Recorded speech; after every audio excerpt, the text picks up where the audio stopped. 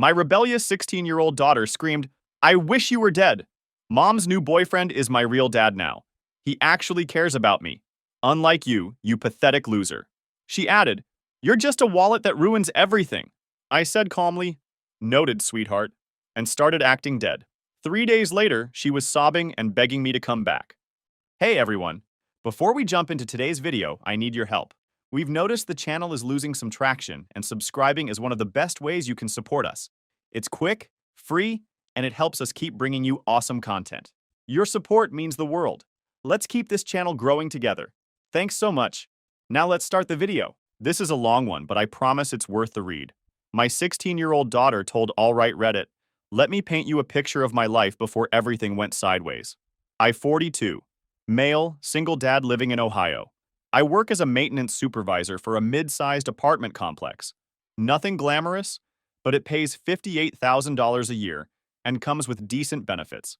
I own a modest 3-bedroom house that I bought right before the market went completely insane, and I drive a 2018 Honda Civic that's finally paid off. I'm not rolling in cash, but I'm stable, responsible, and financially secure. Keep that in mind for later. Now, let me tell you about my ex-wife Rachel. We divorced 7 years ago when our daughter Emma was 9. Rachel left because she needed to find herself and wasn't ready for the responsibility of motherhood. Translation: she wanted to party, sleep around, and live like she was still 22 without a kid cramping her style. So Rachel packed up and moved to Miami to become an influencer and life coach.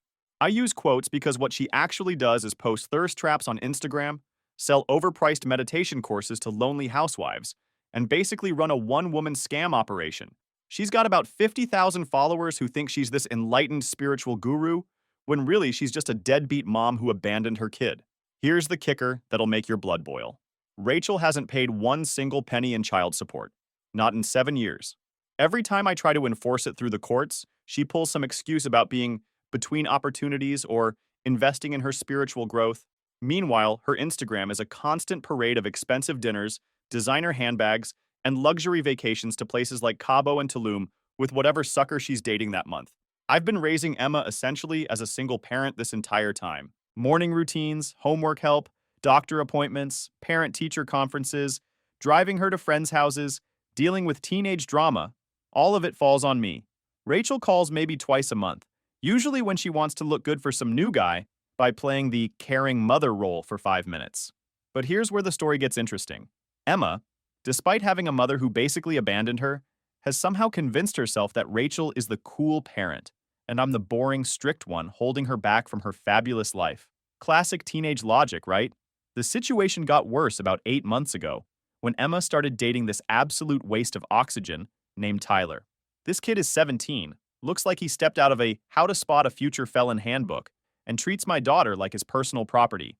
He's got a juvenile record for vandalism, failed sophomore year twice, drives his mom's beat-up Mustang like he's auditioning for Fast and Furious, and has the kind of attitude that makes you want to throw him into traffic. I've watched this kid grab Emma's arm too tight, call her names when she doesn't do what he wants, and pressure her into situations that make me want to bury him in my backyard. But try explaining to a 16-year-old girl that her boyfriend is trash. You might as well try teaching quantum physics to a goldfish. The final straw came last Friday night. Emma bounced into the kitchen around 6 p.m. with that fake sweet voice kids use when they want something big. "Hey, Dad. So Tyler's friend Connor's having a party tonight at his house, and I was wondering if I could go." "Whose house? Where are his parents?" I asked, already knowing this was going nowhere good.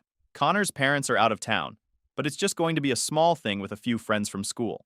I nearly laughed. "Emma, it's a school night. I don't know this Connor kid. His parents aren't home, and you're asking me to drop you off at an unsupervised house party." The answer is no. "Dad, please. Everyone's going to be there. Tyler's friends already think I'm weird because I never get to do anything fun." The answer is still no. That's when my sweet, loving daughter decided to show me exactly what she thought of dear old dad. What happened next was like watching someone you love transform into a completely different person right before your eyes. Emma's face went from fake sweet to absolutely furious in about 2 seconds. "You are ruining my life. You don't understand anything about me. You don't understand what it's like to be in high school. Tyler's friends think you're a pathetic loser, and you know what? They're right." I stayed calm.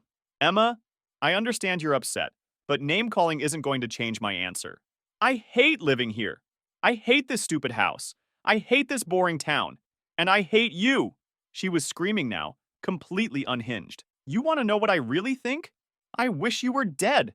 My life would be so much better if you just died. The words hit me like a physical punch. I've been called names before. I've dealt with teenage tantrums. But hearing your own child, the person you've sacrificed everything for, tell you they wish you were dead, that's a special kind of pain. But she wasn't done. Oh no, she was just getting warmed up. At least Mom's new boyfriend Derek actually gets me. He understands that I'm not a little kid anymore. He's more of a father to me than you'll ever be, and I've only met him on video calls. I can't wait until I turn 18 so I can move to Miami and live with them and never have to see your pathetic face again. Now, let me tell you about this Derek character. Rachel's been posting about him for about 6 months. He's a 35-year-old entrepreneur who sells supplements and crypto trading courses online. The guy drives a leased BMW, wears enough gold chains to anchor a boat, and has probably had exactly 3 conversations with Emma via FaceTime. But according to my daughter, he's apparently father of the year. I looked at Emma for a long moment. She was standing there breathing hard, face red with anger, looking like she was ready to throw something at me. This kid who I'd been raising alone for 7 years, who I'd given everything to, who I loved more than my own life, had just told me she wished I was dead. So I made a decision that would change everything. Noted princess, I said quietly. Emma blinked, probably expecting me to yell back or ground her or chase after her like I usually did when she had these meltdowns. Instead, I just turned and walked to my room. If she wanted me dead, then I'd give her exactly what she asked for. Starting Saturday morning, I became a ghost in my own house. And let me tell you, it was the most educational experience either of us had ever had. Dead people don't make breakfast. Saturday morning at 9 a.m., Emma came bouncing downstairs in her pajamas, expecting to find her usual Saturday morning feast: pancakes, bacon, fresh orange juice, the whole 9 yards. Instead, she found me sitting at the kitchen table reading the newspaper, eating a bowl of cereal like she didn't exist. Dad? Dad, I'm hungry. Can you make pancakes? She asked in that same tone she'd been using her whole life. I turned the page of my newspaper. Complete silence. Dad? Dad! I said I'm hungry. I reached for my coffee and took a sip, reading an article about local property taxes with great interest. Emma stood there for a full 10 minutes saying Dad in increasingly panicked tones before it started to sink in that I wasn't responding. She went through the entire 5 stages of grief right there in the kitchen: confusion, anger, bargaining, sadness, and finally acceptance. She eventually figured out how to make cereal, which was apparently a much more complex process than she'd ever imagined. It took her 4 tries to find the bowls, cabinet above the dishwasher, same place they'd been for 7 years. She used the last of the milk without thinking about tomorrow, and managed to spill more cereal on the counter than actually made it into the bowl. Dead people don't give rides either. Monday morning at 7:45 a.m., Emma came running down the stairs with her backpack, 15 minutes later than usual because nobody had woken her up. Dad, I'm going to be late. Can you drive me? She called out as I walked past her toward the garage. I got in my car and drove to work while she stood in the driveway with her mouth hanging open like a fish. In my rearview mirror, I could see her frantically waving her arms and yelling something, but dead people don't respond to teenage dramatics. For the first time in 2 years, Emma had to take the school bus. Welcome to how the other half lives, sweetheart. But here's where it gets really interesting. Dead people don't pay for luxuries. Tuesday afternoon, Emma came home and asked for her weekly $50 allowance like nothing had changed. I was sitting on the couch watching TV, and she just stood there with her hand out expecting money to magically appear. Dad, it's Tuesday. Allowance day? She said, with that same entitled tone she'd been perfecting for months. I stared right through her like she was made of air. She tried waving her hand in front of my face, snapping her fingers, even jumping up and down a little. Nothing. I just kept watching SportsCenter like I was alone in the house. This is stupid! Dad, I need my allowance. I'm supposed to go to the mall with Jess tomorrow. Silence. But the real fun started Tuesday evening when Emma tried to use her phone and discovered that dead people don't pay for unlimited data plans, Spotify Premium, or Netflix subscriptions. I'd canceled everything that afternoon. Her phone was basically a paperweight. No more TikTok binges, no more streaming music while she did homework, no more staying up until 3 a.m. binge-watching shows. Just silence. Dad, my phone isn't working. The internet's not working. What did you do? I flipped to ESPN and turned up the volume slightly. She tried calling Rachel to complain about my breakdown, but Rachel was conveniently on a spiritual cleanse retreat in Tulum and wasn't taking calls. Even better, Rachel's Instagram stories showed her partying on the beach with Derek and his friends. Real spiritual cleansing happening there. Emma spent Tuesday night sitting in the living room with me, trying different approaches to get my attention. She tried apologizing, she tried crying, she even tried pretending to be hurt. Nothing worked. I was committed to this bit, and I'll be damned if I wasn't going to see it through. By Wednesday, word was getting out that something was seriously wrong at the Johnson house. My phone was getting blown up by Rachel's sister Lisa, who Emma had somehow managed to track down and call from the school phone. Jake, what the hell is going on? Emma called me crying saying you've had some kind of breakdown and won't talk to her. Hey Lisa, I said normally. Emma's fine. She's learning some valuable life lessons. She said you won't feed her or drive her to school or give her allowance money. Is that true? Dead people don't do those things, I explained. There was a long pause. Jake, I've known you for 12 years. You're many things, but crazy isn't one of them. What did she do? So I told Lisa exactly what Emma had said to me Friday night. The whole thing, word for word. Another long pause. Oh, that little shit. You know what? Good for you. Rachel's been filling that kid's head with nonsense for years. Maybe it's time she learned what life is actually like. Lisa was on my side. Good to know. Wednesday afternoon, Emma made her next strategic error. She brought Tyler over to the house, probably thinking I'd have to acknowledge them since we had a guest. Wrong move, kiddo. I was in the kitchen making myself a sandwich when they walked in. Tyler immediately started with his usual alpha male bullshit. Hey, Mr. Johnson, how's it going? I made my sandwich, cleaned up my mess, and walked right past both of them like they were invisible. Tyler's face went through several different expressions as he realized he'd just been completely ignored by a grown man. Emma? Is your dad okay? He's being a psycho, Emma said loudly, clearly hoping I'd react. He's been ignoring me for 3 days because I won't let him control my life. I locked myself in my home office and could hear them talking through the door. Tyler was saying things like, "Your dad's weird, man," and "My dad would have kicked my ass by now for disrespecting him like that." Real winner, this kid. About 20 minutes later, Tyler actually had the balls to pound on my office door. Yo, Mr. Johnson! This is messed up, man! You can't just ignore your daughter like this. Be a real father and handle this situation. I didn't even look up from my computer. I was busy working on something that would become very important later, documenting every single thing I could find about Rachel's lavish lifestyle while claiming she was too broke to pay child support. See? While Emma was having her little meltdown about not getting chauffeur service and unlimited data, I was playing a much longer game. Thursday was when things really started to escalate. Emma's phone had been completely shut off because I'd canceled our family plan, so she had to use the ancient landline in the kitchen to call her friends. I could hear her complaining to her friend Jess about how insane and abusive I was being. He won't talk to me, Jess, like at all. He looks right through me like I'm not even there. He didn't make dinner last night, so I had to eat cereal again. This morning I missed the bus because nobody woke me up and I had to walk to school. My phone doesn't work, I don't have any money, and Tyler thinks my family is crazy. Good. Tyler thinking we're crazy might be the best thing to happen to this situation. Friday morning, Emma missed the bus again and had to walk the 2 miles to school. I watched from the kitchen window as she trudged down the street in her designer sneakers that I'd bought her for Christmas, probably cursing my existence with every step. Around noon, the school called my office. Mr. Johnson, this is Mrs. Patterson from the cafeteria at Westfield High. Emma tried to buy lunch today, but her account is empty. We let her slide this time, but you'll need to add money to her account. Thank you for letting me know, I said politely, and hung up. I didn't add money to her account. Emma was learning that Daddy's wallet wasn't bottomless, and that all those little conveniences she took for granted actually cost money. Money that came from my job, which I did specifically to take care of her ungrateful ass. But the real fireworks were just about to begin. Friday evening at 6 p.m., I heard a car door slam outside and looked out to see an Uber pulling away from my curb.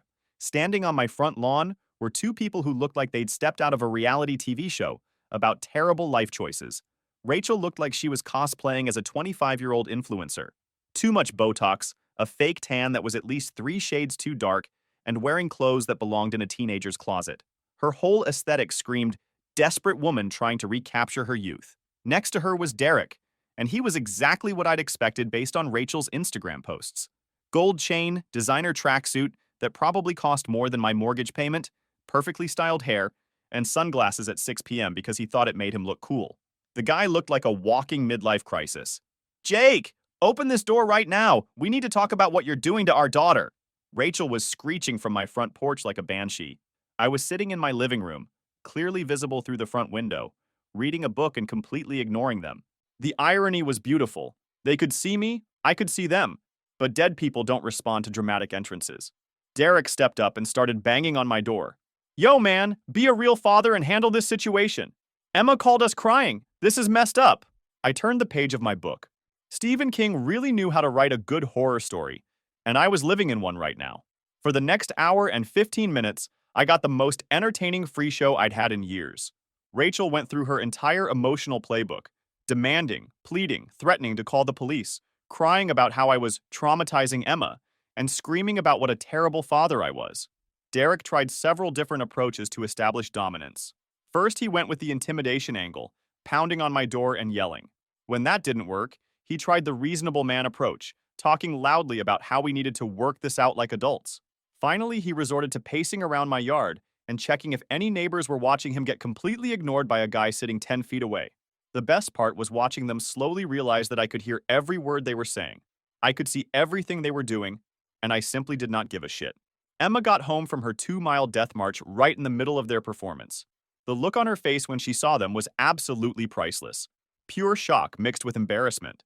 Mom, what are you doing here? How did you know where I was? Baby girl, I flew here the second I got your message. This situation is completely unacceptable. Your father has obviously had some kind of mental breakdown, and you can't stay here with him acting like this. Rachel grabbed Emma and hugged her dramatically, making sure to project her voice loud enough for me to hear through the window. Pack your things, princess. You're coming to Miami with Derek and me. Emma looked at me through the window, probably expecting some kind of reaction. Maybe for me to come running outside, begging her not to leave, promising to go back to being her personal ATM and chauffeur service. Dad, please, I'm sorry, okay? Can you just stop this? Nothing. Rachel was getting more frantic. Emma, get your suitcase. We're leaving tonight. You can finish school in Miami where people will actually appreciate you. But here's what Emma hadn't mentioned to her rescue squad. She was currently on academic probation for ditching class to hang out with Tyler. If she transferred schools now without proper paperwork and procedures, she'd basically be expelled. Emma tried explaining this, but Rachel just waved it off like it was nothing. Derek knows people at the school board in Miami. We'll handle it, Rachel announced confidently. Derek, who had probably never been within 50 yards of a school board meeting in his life, nodded like he had the Miami-Dade superintendent on speed dial. These people were completely delusional. Emma managed to get her house key from the kitchen counter where she'd left it earlier, and they all trooped inside to pack her stuff. I could hear them moving around upstairs, with Rachel making grand pronouncements about how much better Emma's life was going to be in Miami. You'll have your own room with a view of the ocean. Derek's going to teach you about entrepreneurship. You can intern at my wellness company. This is going to be amazing, baby. An hour later, they came back down with 2 suitcases and Emma's backpack. Emma kept looking back at me like she expected me to come running after them, begging her to stay. Not happening, sweetheart. As they headed for the door, Rachel turned back for one final dramatic speech. Jake, when you come to your senses and realize what you've lost, don't come crawling back to us. Emma deserves better than this. The door slammed, and they were gone. My sister Kate came over about an hour later with pizza and some soda. She'd seen the whole drama through her kitchen window across the street. So, how long do you think they'll last? She asked, settling in on my couch. Rachel can barely handle Emma for a weekend visit when everything's going perfectly, I said. Add in a new boyfriend who's never dealt with a real teenager, a hotel room, and Emma's current attitude. I give them until tomorrow night. Kate laughed. You're being generous. I say they'll be back by noon. We were both wrong. They'd be back much sooner than either of us predicted. They lasted exactly 14 hours and 23 minutes. I know the exact time because I was sitting in my kitchen Saturday morning at 8:23 a.m., drinking coffee and reading the news on my tablet, when my doorbell started ringing like someone's house was on fire. I looked out to see all 3 of them standing on my porch looking like they'd been through some kind of natural disaster. Emma's hair was a complete mess. Her makeup was smudged, and she had that hollow-eyed look of someone who hadn't slept in about 20 hours. Rachel looked frazzled and exhausted, her perfect influencer facade completely cracked. Derek just looked pissed off and uncomfortable. This time, Emma used her key to let them in, probably hoping that me being invaded in my own space would finally get some kind of reaction. Jake, this ends right now, Rachel announced as they barged into my kitchen. Emma has something very important to say to you. I continued reading an article about the local mayoral race with great interest. Emma stepped forward, looking like she was about to cry. Dad, I'm really, really sorry about what I said. I didn't mean any of it. Can we please just go back to normal? Please? I scrolled down to read the comments section. Some people had very strong opinions about the proposed changes to the snow removal budget. Derek stepped forward, trying to look intimidating in my own kitchen. Listen, buddy, we need to work this out like adults. Emma's been through enough. That's when Emma completely lost her shit. Shut up, Derek, just shut up! You don't know anything about me. Stop pretending to be my dad when you don't even know what grade I'm in. The kitchen went dead silent except for the sound of me tapping the screen to read the next article. Rachel's face turned bright red. Emma Catherine Johnson, you apologize to Derek right now. He spent his own money to fly here and help you, and this is how you treat him. I don't care! Emma screamed at the top of her lungs. You guys fought all night in that gross hotel room. You, she pointed at Derek, kept trying to give me advice about boys when you've met me exactly 3 times on video calls. And you, she turned to Rachel, spent the whole time complaining about Dad instead of actually talking to me. She was crying now, big ugly tears streaming down her face. You want to know what's really messed up? Dad knows I'm lactose intolerant, so he always buys special milk just for me.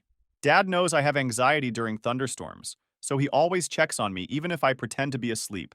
Dad knows my favorite movie is actually The Princess Bride, even though I tell everyone it's some Marvel movie because I want to sound cool. Her voice was getting higher and more desperate. Dad knows I hate the cafeteria pizza, but I'm too embarrassed to pack a lunch because Tyler says it's not cool. Dad knows I want to take a P-Art next year, but I'm scared I'm not good enough. Dad knows everything about me because he's been here every single day for 7 years. She turned to look at me, and I could see the exact moment when everything clicked for her. But I told him I wished he was dead. I told him Derek was more of a father to me than he was.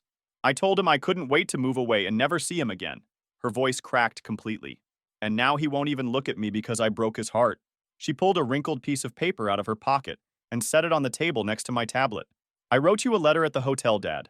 I know you probably can't read it because dead people can't read, but I needed to write it anyway. I needed to tell you how sorry I am, and how much I love you, and how scared I am that I ruined everything. Rachel tried to interrupt, but Emma was just getting started. You left, Mom! You left when I was 9 years old. You call me maybe twice a month, and half the time you forget and just send a text instead. You forgot my birthday last year. You sent me a $20 Starbucks gift card 3 days late with a note that said, "Sorry, babe, crazy busy with work." She pointed at Derek. And he asked me what my favorite subject was. Like I'm in elementary school. He bought me a frozen backpack at the airport because he thought I was 12. He spent 20 minutes explaining why I shouldn't have a boyfriend until I'm 30. Derek looked like he wanted to disappear into the floor. Baby, I was just trying to— Get out!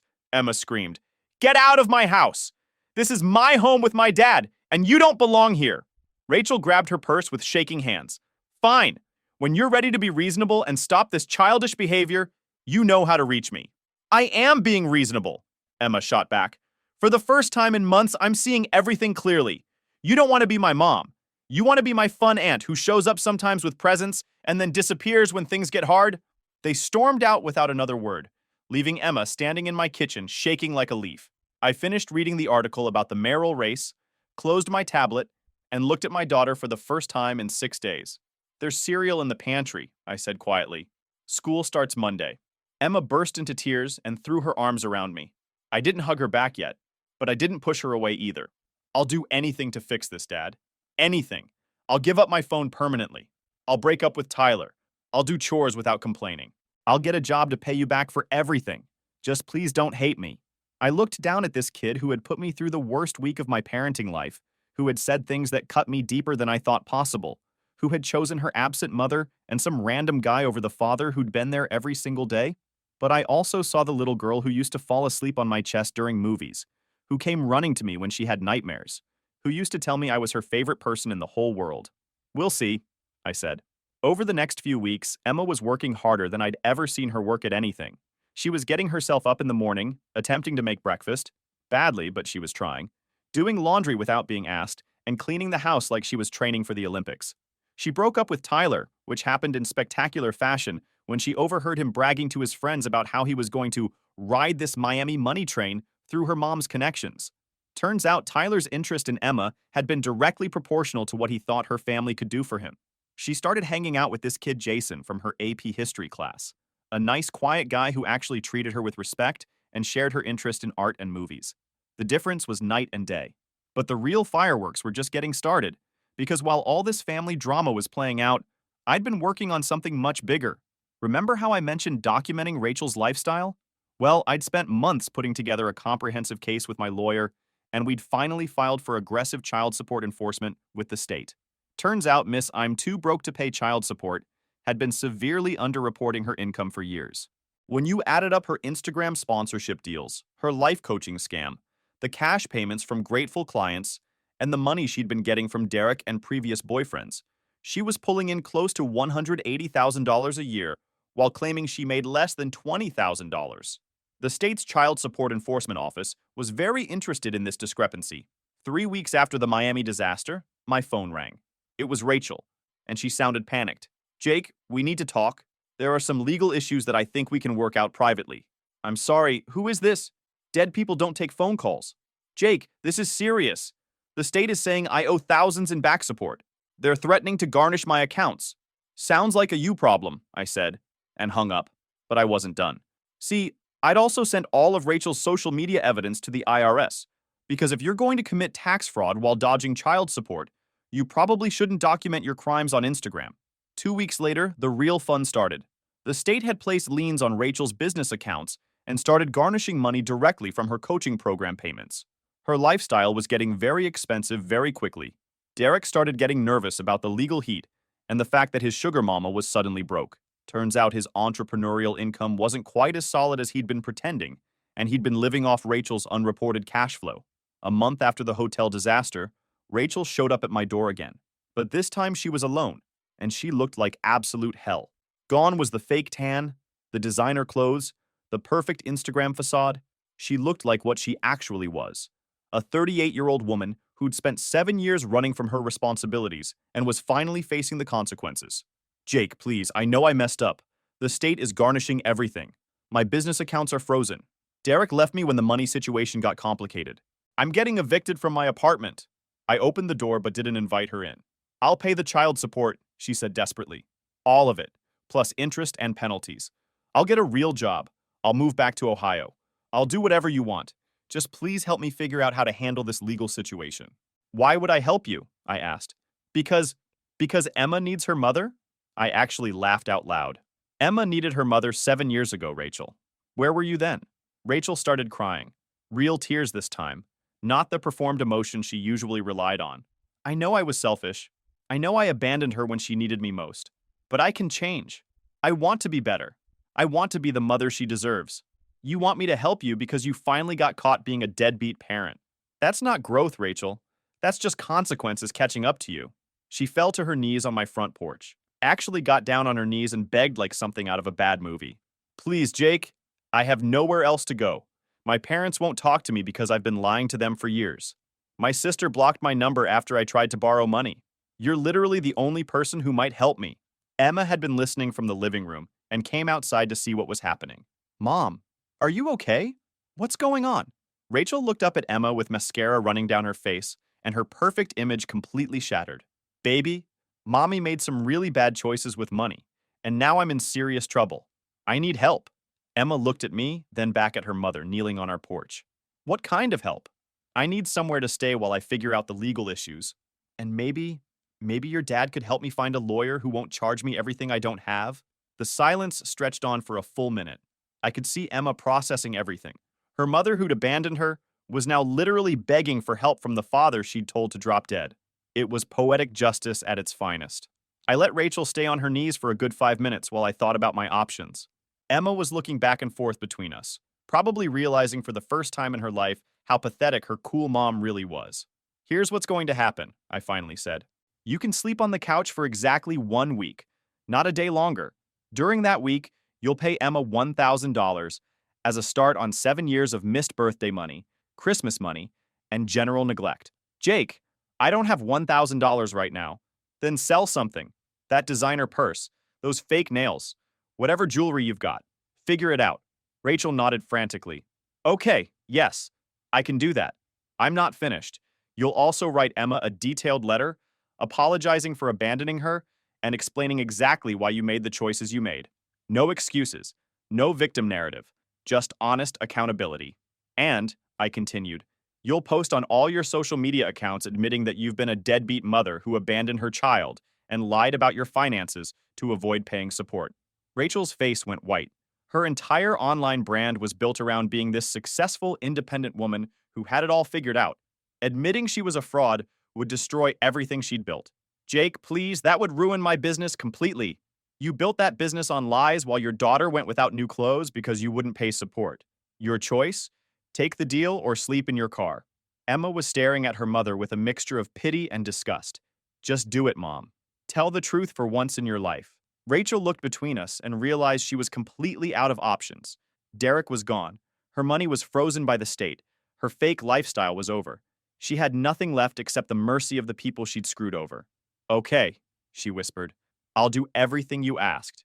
That night, Rachel posted a long, detailed confession on Instagram. She admitted she'd been a terrible mother, that she'd abandoned Emma, that she'd been lying about her financial situation to avoid paying child support, and that her entire online persona was basically a fraud. The response was swift and brutal. She lost about 60% of her followers over the next week. Her coaching clients started demanding refunds. Sponsors dropped her. Her whole fake empire came crashing down, and it was beautiful to watch. But here's the thing. Seeing my ex-wife's life fall apart didn't make me feel as good as I thought it would. She was pathetic, sleeping on my couch, desperately trying to find any kind of legitimate work after years of running scams. She was getting exactly what she deserved, but watching Emma see her mother be such a complete failure was actually kind of heartbreaking. The silver lining was Tyler trying to come crawling back when he heard Emma's mom was staying with us. He thought maybe the Miami money situation was back on track. Emma told him to get lost and informed him that if he ever contacted her again, she'd tell everyone at school about the time he cried because his mom took away his video games. 2 months later, Rachel had found a job at a call center, making $16 an hour. She moved into a small apartment across town and started making court-ordered child support payments for the first time in 7 years. More importantly, she started actually calling Emma regularly and visiting every weekend, not because she wanted to play the fun parent role, but because she was genuinely trying to rebuild the relationship she'd destroyed. Emma was still a work in progress. Some weeks she'd be helpful, responsible, and mature. Other weeks she'd slip back into teenage attitude and entitlement. But overall, she was growing up. The spoiled brat who told me she wished I was dead was slowly being replaced by someone who understood that actions have real consequences.